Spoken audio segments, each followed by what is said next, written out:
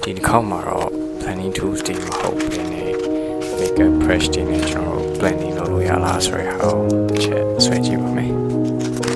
ဒီ brush တွေထဲက brush ၃မျိုးနဲ့ photo နဲ့ပေါင်းပြီး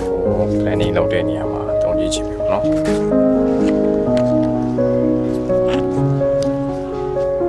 အဲ့ဒါကြောင့်ကျွန်တော် formula ထားတယ်ပေါ့လေကျွန်တော် P number တွေကတော့ blending လုပ်ရတာပို့ပြီးလွယ်ကူလို့ H number ကျတော့ blending လုပ်ရတာနည်းနည်းလေးပိုစိတ်ရှိပြီးရတယ်ပေါ့နော်ဒီဗီဒီယိုကိုလုပ်ပြရတဲ့အကြောင်းရင်းကလည်းတော်တော်များများကဒီ paper stamp လို့ tissue နဲ့ပဲ blending လုပ်လို့ရတယ်လို့ပဲထင်တယ်ပေါ့နော်makeup brush တွေကိုတိတ်မသုံးကြဘူး makeup brush ကိုဘာလို့ရွေးလဲဆိုတော့သူ့ရဲ့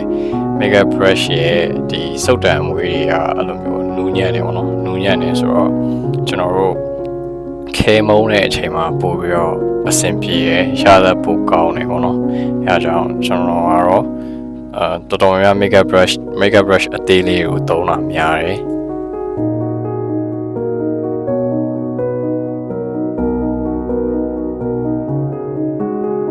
shading လုပ်ပြီးပြီဆိုတော့ပထမဆုံးအနေနဲ့ brush size သေးလေးနဲ့အရင်ဆုံး blend ကြည့်ပါမယ်အခုဒီ brush အသေးလေးကတော့ size သေးရယ်ပြီးရင်သူ့ရဲ့အမွေးမြင်နေရပို့ပြီးတော့နူးညံ့တဲ့ပိုင်းရောက်တာဆိုတော့ blending မှာတော့အရင် smooth ဖြစ်တဲ့ထဲမှာပါဘူးlayer တစ် layer ပြီးတစ် layer ထပ်တဲ့အချိန်မှာတော့ဒီ brush အသေးလေးကတော့သုံးတာပိုအဆင်ပြေရယ်skin tone နေရာမျိုးဆိုရင်တော့ပို့ပြီးတော့ကောင်းလာအောင်နော်ခုဒုတိယတစ်ခုအနေနဲ့ဒီ positive ပါတဲ့ brush လေးနဲ့ကျွန်တော်တို့ blending လုပ်ကြည့်ပါမယ်ဒီတစ်ခုကျတော့ tag tone ရေးနေရာမှာပို့ပြီးတော့အဆင်ပြေလိမ့်မယ်ပေါ့နော် layer ပါတဲ့အချိန်မှာ light tone တွေရေးရင်တော့ဒီ brush ကတော့အဆင်ပြေတဲ့အထဲမှာပါဘူး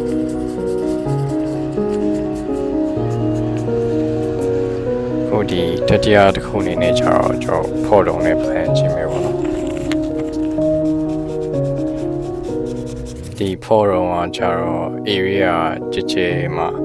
plan နဲ့အချိန်ကြရင်တော်တော်အဆင်ပြေမယ်လို့ကျွန်တော်မြင်တယ်အခု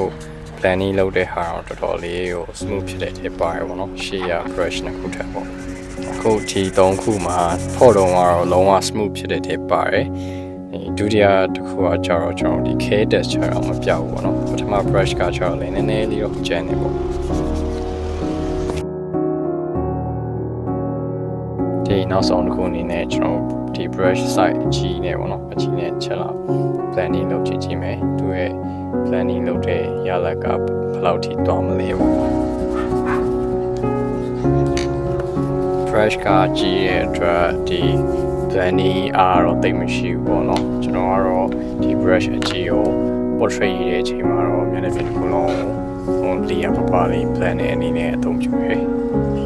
ခုဒီ brush လေးမျိုးနဲ့ blending လုပ်ချင်အောင်ကျွန်တော် rating လုပ်ထားရပေါ့နော်အဲဒီမှာ photo အောင် smooth ဖြစ်ဆုံးထဲမှာပါတယ်အဲ့တော့ကွာကိုသုံးကြည့်ပြီးတော့ကိုယ်နဲ့အဆင်ပြေတဲ့နေရာမှာသုံးလို့ရတယ်ပေါ့အဲ့တော့ကျွန်တော်သုံးပြုတဲ့နေရာနဲ့ကျွန်တော်သုံးပြတဲ့ပုံစံကိုပြပြပေးရဖြစ်ပါတယ်